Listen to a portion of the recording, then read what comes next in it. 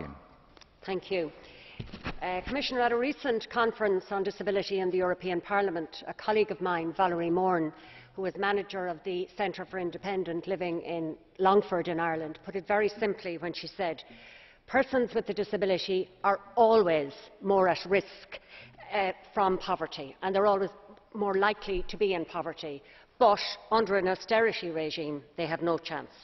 And that's why we have this question down this evening to the Commission, because while the impact on ordinary EU citizens who are living under an austerity regime is very severe, it is much worse for persons who have a disability.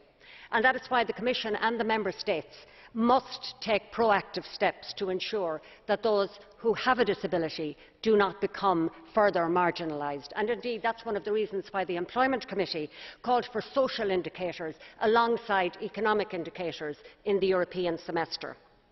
Over the past few years in Ireland, we have seen cuts to services, to personal assistant hours, and most recently to mobility allowance. This allowance allowed persons who were unable to walk some opportunity to interact socially and even to go to work, and now many people are at risk of being prisoners in their own homes. But my real fear in all of this is that we will undo many years of good work and dismantle or seriously weaken inclusion policies and structures that we have painstakingly built up. But my biggest fears centre on a number of issues.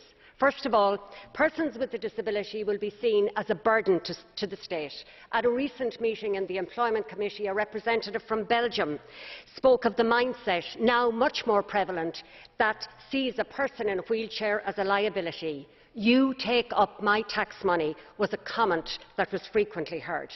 Secondly, we are moving from the social inclusion model to a medical model.